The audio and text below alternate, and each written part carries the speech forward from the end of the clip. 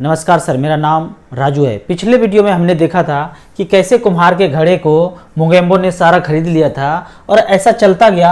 40 साल की ज़िंदगी में मोगेम्बो ने हर बार उनको लूटा है और लूटते लूटते इतना लूट गया कि पूरी तरह से ये दिवालिया हो गए। 40 साल के बाद जब उनका नेक्स्ट जनरेशन आया, नेक्स्ट जनरेशन आने के बाद उन्होंने उसी बिजनेस को कंटिन्यू किया और अब सिर्फ घड़ा ना बना के सुराही, गिलास, लोटा, मग, प्लेट सारे चीज वो बनाने लगे और धीरे धीरे नेक्स्ट जनरेशन भी अमीर बनना शुरू हुए। इस बार भी मोगेम्बो को कुछ ना कुछ करना है, पर वो सोचते हैं कि पिछले बार जिस तरह से इन लोगों को बेवकूफ बनाया, इस तरह से तो काम नहीं चलेगा। तो उन्होंने एक दूसरा ऑफर उनको दिया कि आप छोटे से घर में रहते हैं, इतना पैसा कमाते हैं, फ्यूचर अच्छा है आपका, काफी अच्छा अच्छा चीज बनाते हैं, तो आप छोटे से घर में क्यों रहते हैं, एक बड़ा सा आलीशान फ्लैट खरीदिए, उसमें रहिए। और उस फ्लैट का कॉस्ट मात्र 60 लाख रुपया है।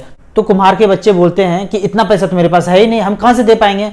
कोई बात नहीं, आपको 60 लाख रुपया एक बार में नहीं देना है, मात्र 30,000 रुपये पर मंथ देना है और इसको आप आराम से रहिए इसमें। इसके साथ एक आप कार भी खरीद लीजिए और उसका मात्र आपको 10,000 रुपये पर मंथ देना है। तो बोले नहीं, मैं ये भी नहीं कर सकता हूं। तो बोले कोई बात नहीं, आप पैसे मत दो, जो आप सामान बनाते हो, घड़ा, सुराही, गिलास, इसमें मुझे 30% का हिस्सेदारी दे दो। मान लो साल में आप 1 लाख घड़ा बनाते हो, 30,000 घड़ा जो है उसका पैसा जितना भी होगा वो मेरा होगा। तो आपको पैसे नहीं देने, जो घड़े बने वो घड़े मुझे दे देना।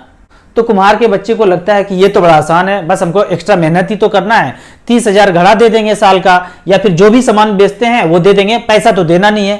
तो ऐसा करके उन्होंने घर और कार खरीद लिया। मैं यदि ये पूछूं क्या उन्होंने ये सही किया, तो सबका आंसर यही होगा कि उनको अपना घड़ा 20 साल के लिए नहीं बेचना चाहिए था। लेकिन इसी उदाहरण को आज के दौर में अगर हम समझें, तो हम भी एक ईएमआई पे घर लेते हैं जिसका ईएमआई 30,000, 40,000, 50,000 तक चलता है, सालों साल तक चलते रहता है, 20 से 25 साल तो चल ही जाता है। तो क्या यहां पे हमने अपने फ्यूचर को नहीं बेचा? जो गलती कुम्हार के बच्चे ने किया था, हम सब लोग अपनी जिंदगी में यही गलती कर रहे हैं। मैं अपनी बात करूं तो मैंने आज तक कभी कोई लोन नहीं लिया और कोई ईएमआई मेरा नहीं चलता है। अब एक चीज सोचिए, जो कुम्हार को पैसे मिले वो पैसे किसी मोगेम्बो ने दिया था। जो हमें पैसे मिल रहे हैं 1 करोड़ 50 लाख 60 लाख घर बनाने के लिए, कार खरीदने के लिए, वो पैसे कौन दे रहा है? इसको यदि आप चेक करेंगे तो पता चलेगा यहां पे भी पैसा मोगेम्बो ही दे रहे हैं। जो हमारे पूरे देश में इंफ्रास्ट्रक्चर है वहां पे 20% उन्होंने उनको खरीद लिया है। ऑटो सेक्टर को मान लो 10% उन्होंने खरीद लिया है। टेक्नोलॉजी कंपनी में 30% का उनका हिस्सेदारी है। पावर सेक्टर में मान लेते हैं 25% का हिस्सेदारी है। बैंकिंग में उसी तरह उन्होंने 20% चीजों को एक्वायर करके रखा है। एफएमसीजी में मान लीजिए 25% का उनका हिस्सेदारी है। पूरे भारत के मार्केट पे मोगेम्बो ने कब्जा करके रखा है और कब्जा करने के बाद जो पैसा मार्केट में डिस्ट्रीब्यूट किया है, उसी पैसे से हम लोन ले रहे हैं, ईएमआई खरीद रहे हैं, गुलछर्रा उड़ा रहे हैं। इस पूरे वीडियो का सार यह है कि आपको कभी भी ईएमआई पे, लोन पे कोई भी चीज नहीं खरीदना है।